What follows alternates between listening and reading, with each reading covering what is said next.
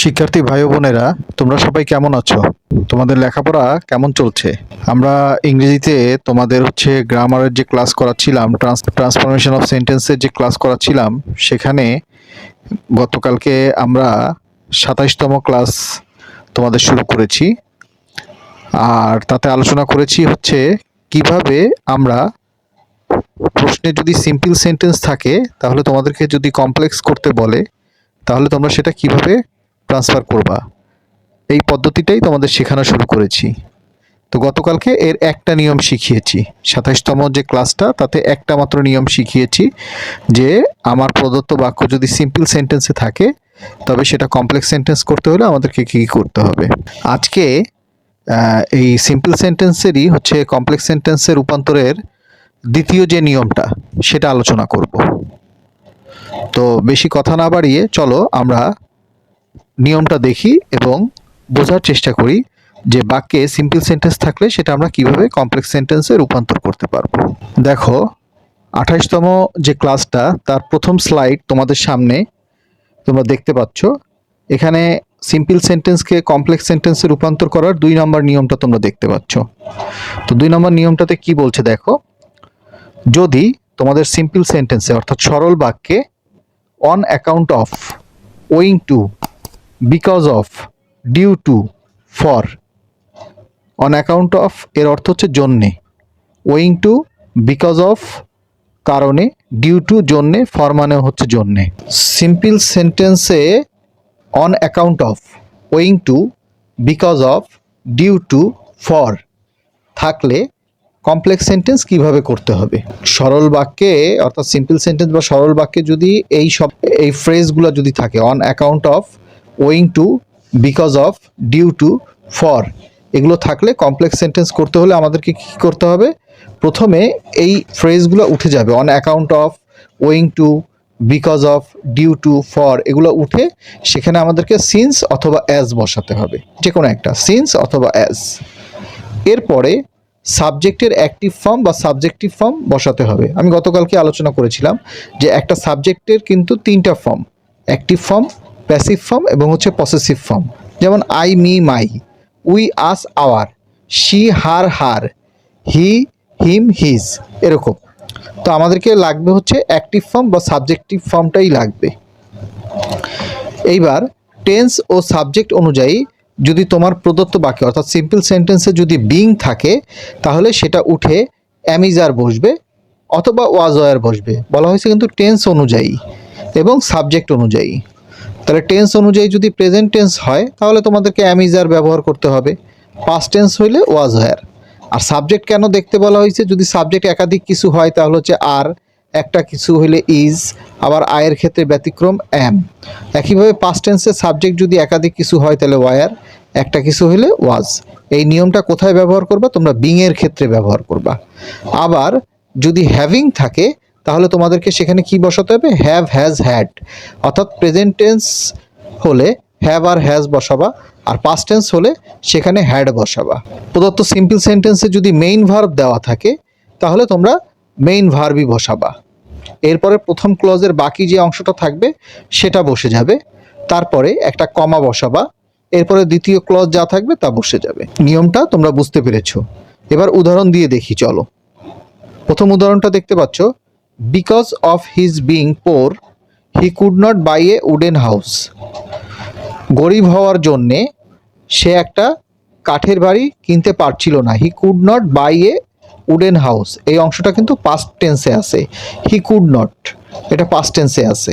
তাহলে আমাদেরকে কি করতে হবে? আমাদেরকে প্রথমে বিকজ অফ উঠে যাবে। বিকজ অফ উঠে যাবে, সেখানে বসবে সিন্স অথবা অ্যাজ, যে কোনো একটা বসাবা তোমরা। এরপরে দেখো, বিকজ অফ এর পরে হিজ আছে, অর্থাৎ হি, হিম, হিজ, পসেসিভ ফর্ম আছে, অর্থাৎ একটা সাবজেক্টের পসেসিভ ফর্ম আছে হিজ। এবার এই হিজের অ্যাক্টিভ ফর্মটা আমাদেরকে আনতে হবে, তাহলে হি। তাহলে সিন্স অথবা অ্যাজ, হি। এবার বাক্যে দেখো বিং আছে, তাহলে বিং থাকলে অ্যাম, ইজ আর ওয়াজ আর ব্যবহার করতে হবে। যেহেতু আমাদের দ্বিতীয় ক্লজটা পাস্ট টেন্সে রয়েছে, সেহেতু আমাদেরকে ওয়াজ আর আনতে হবে। তাহলে হির পরে ওয়াজ বসে, তাহলে সিন্স অথবা অ্যাজ হি ওয়াজ পোর, এরপর একটা কমা বসছে। তারপরে দেখো দ্বিতীয় ক্লজ যা আছে হুবহু তাই, he could not buy a wooden house. এখানে সিন্স বা অ্যাজ এর অর্থ হচ্ছে যেহেতু, অর্থাৎ যেহেতু সে গরিব, সে একটা কাঠের বাড়ি কিনতে পারছিল না। 2 নম্বর উদাহরণটা দেখো, on account of my illness, আমার অসুস্থতার জন্যে I could not attend the function, আমি অনুষ্ঠানে অংশগ্রহণ করতে পারছিলাম না। এখানেও আমাদের দ্বিতীয় ক্লজটা পাস্ট টেন্সে আছে। আর অন অ্যাকাউন্ট অফ এর অর্থ হচ্ছে জন্যে, তাহলে আমাদের অন অ্যাকাউন্ট অফ উঠে যাবে। অন অ্যাকাউন্ট অফ উঠে সেখানে আমাদেরকে সিন্স অথবা হচ্ছে অ্যাজ বসাতে হবে। এইবার অন অ্যাকাউন্ট অফের পরে যে মাই আছে, এই মাইটা দেখো আই মি মাই, অর্থাৎ আই এর কিন্তু পসেসিভ ফর্ম রয়েছে মাই, তাহলে এটার হচ্ছে অ্যাক্টিভ ফর্ম আমাদেরকে আনতে হবে। তাহলে মাইয়ের অ্যাক্টিভ ফর্ম হচ্ছে আই, তাহলে সিন্স অথবা অ্যাজ আই। এবার যেহেতু দ্বিতীয় ক্লজটা পাস্ট টেন্সে আছে, তাহলে আমাদেরকে এখানে কি করতে হবে, আয়ের পরে হচ্ছে ওয়াজ আনতে হবে। সিন্স অথবা অ্যাজ আই ওয়াজ ইল, যেহেতু আমি অসুস্থ ছিলাম, এরপরে কমা বসছে দেখো, এরপরে দ্বিতীয় ক্লজটা যা আছে হুবহু, I could not attend the function, আমি অনুষ্ঠানে অংশগ্রহণ করতে পারিনি। এটাই হলো আমাদের 2 নম্বর নিয়ম। তবে 2 নম্বর নিয়মের কিন্তু একটা কিন্তু আছে, অর্থাৎ একটা এক্সেপশনাল কেস আছে। এবার চলো আমরা দ্বিতীয় স্লাইডে ওই এক্সেপশনাল যে বিষয়টা আছে ওইটা আমরা শিখে নিই বা বুঝে নিই যে কি বলছে। দেখো তোমরা 2 নম্বর নিয়মটার যে ব্যতিক্রম যেটা আছে, অর্থাৎ এক্সেপশনাল যে কেসটা আছে, সেটা আমি এই যে স্লাইডটা তোমাদের সামনে নিয়ে এসেছি এবং স্লাইডে দেখো কি লেখা আছে এক্সেপশনাল যে বিষয়টা। তবে একটা বিষয় যেটা মনে রাখতে হবে, on account of, owing to, because of, due to, ফরের পরে কোনো পার্সন ও ভার্ব না থেকে যদি মাত্র শুধু নাউন থাকে, তবে কিন্তু কমপ্লেক্স সেন্টেন্সের রূপান্তরের সময় একটু আলাদা হবে। সেটা কি হবে দেখো, যেহেতু বলতেছে হচ্ছে এই on account of, owing to, because of, due to, ফরের পরে কোনো পার্সন এবং ভার্ব নাই, শুধুমাত্র নাউন আছে, তাহলে কমপ্লেক্স সেন্টেন্সের রূপান্তরের সময় আমাদেরকে কি করতে হবে, দ্বিতীয় ক্লজের যে সাবজেক্ট আছে সেই দ্বিতীয় ক্লজের সাবজেক্ট অনুযায়ী আমাদেরকে প্রথমে সিন্স বা অ্যাজের পরে সেই সাবজেক্টটা বসাইতে হবে। যেহেতু আমাদের প্রথম ক্লজে এই on account of, owing to, because of, due to, for এরপরে কোনো পার্সন বা ভার্ব থাকতেছে না, সেহেতু আমাদেরকে কি করতে হবে, এই সিন্স বা অ্যাজ এর পরে আমাদের হচ্ছে দ্বিতীয় ক্লজ যেটা আছে, সেই দ্বিতীয় ক্লজে যে সাবজেক্টটা থাকবে সেই সাবজেক্টটার অ্যাক্টিভ ফর্ম আমাদেরকে বসাতে হবে, অ্যাক্টিভ বা সাবজেক্টিভ ফর্ম আমাদেরকে বসাতে হবে। আচ্ছা, এরপরে টেন্স অনুযায়ী ভার্ব বসাতে হবে। বি ভার্বের পরে বি ভার্ব যদি থাকে তাহলে এরপরে অ্যাডজেক্টিভ বসবে, আর হ্যাভ ভার্ব যদি থাকে তাহলে এরপরে নাউন বসবে। গতকালকে আমরা 1 নম্বর নিয়মটাতে ঠিক যেমনটা বুঝিয়েছিলাম অনেকটা সেরকম। দেখো উদাহরণ দেখলে তোমাদের বিষয়টা পরিষ্কার হয়ে যাবে। এখানে প্রথম যে উদাহরণটা সেটা কি বলছে, for honesty he is respected, সততার জন্যে সে সম্মানিত, সততার জন্যে সে সম্মানিত। তাইলে এখানে দেখো ফরের পরেই হচ্ছে কোনো পার্সন বা ভার্ব নাই, শুধুমাত্র নাউন আছে, তাহলে আমাদেরকে কি করতে হবে, প্রথমে সিন্স, এই ফর উঠে সেখানে সিন্স বা অ্যাজ বসাইলা। এবার দ্বিতীয় ক্লজের সাবজেক্ট কি আছে, হি, তাহলে এই দ্বিতীয় ক্লজের সাবজেক্টটাই আমাদেরকে প্রথম ক্লজে এই সিন্স বা অ্যাজের পরে নিয়ে আসতে হবে। এইবার দ্বিতীয় ক্লজটা যেহেতু প্রেজেন্ট ইনডিফিনিট টেন্সে আছে, তাহলে আমাদেরকে কি করতে হবে, সিন্স অ্যাজের পরে সাবজেক্ট হি বসানোর পরে এখানে আমাদের সেই অনুযায়ী অক্সিলারি ভার্ব বা মূল ভার্ব বসাইতে হবে। তাহলে since as he is honest, since as he is honest, যেহেতু সে সৎ, কমা হি ইজ রেসপেক্টেড, সে সম্মানিত। দ্বিতীয় ক্লজটাতে কিন্তু কোনো চেঞ্জ আসে নাই। অথবা দেখো তুমি যদি হ্যাভ হ্যাজ দিয়ে করো, সিন্স অথবা হ্যাজ হি হ্যাজ অনেস্টি, যেহেতু তার সত্যতা আছে, কমা হি ইজ রেসপেক্টেড, সে সম্মানিত। 2 নম্বর উদাহরণটাতে দেখো, owing to stupidity Sheela was eliminated, স্টুপিডিটির কারণে শিলা কি হলো, এলিমিনেটেড হয়ে গেল, মানে বাদ পড়ে গেল।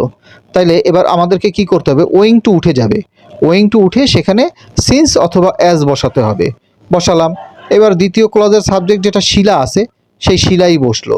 এইবার দ্বিতীয় ক্লজটা যেহেতু পাস্ট টেন্সে আছে, সেহেতু আমাদেরকে কি করতে হবে, ওই দ্বিতীয় যে ক্লজ ওইটার টেন্স অনুযায়ী আমাদেরকে অক্সিলারি ভার্ব বা মেইন ভার্ব বসাইতে হবে। তাহলে সিন্স অ্যাজ শিলা, এখানে ওয়াজ হবে পাস্ট ইনডিফিনিট টেন্সের কারণে, সিন্স অ্যাজ শিলা ওয়াজ স্টুপিড। এবার দেখো কমা দিয়ে দ্বিতীয় ক্লজে এই শিলার জায়গায় আমরা শুধুমাত্র শি বসিয়েছি। যেহেতু প্রথম ক্লজে আমরা নাউন বসিয়েছি শিলা, সেহেতু দ্বিতীয় ক্লজে আমাদের আর শিলা বসানোর দরকার নাই, সেখানে আমাদেরকে প্রোনাউন শি বসাইলেই হবে। তাহলে শি ওয়াজ এলিমিনেটেড। এই হলো দ্বিতীয় উদাহরণ। খুবই সহজ। কালকে কিছুটা যদি তোমাদের একটু কঠিন লেগেও থাকে বা একটু যদি ডিফিকাল্ট মনেও হয়, আজকে দেখো অতটা কিন্তু আর কঠিন মনে হচ্ছে না। তো নিয়মিত যদি তোমরা আমার সাথে প্র্যাকটিস করো এই এক্সারসাইজগুলো এবং হচ্ছে উদাহরণগুলো, তার সাথে যদি নিয়মগুলো দেখো এবং পড়ো বা আমার সাথে বোঝার চেষ্টা করো, তাহলে দেখবা তোমাদের এই ট্রান্সফরমেশন অফ সেন্টেন্স একেবারে পানির মতন সহজ হয়ে যাবে। এগুলো আর কঠিন লাগবে না। তো শিক্ষার্থী বন্ধুরা, আজকে এ পর্যন্তই। আগামীকালকে নতুন একটি নিয়ম নিয়ে তোমাদের সামনে উপস্থিত হব। ততক্ষণ পর্যন্ত তোমরা ভালো থাকবে। ধন্যবাদ সবাইকে।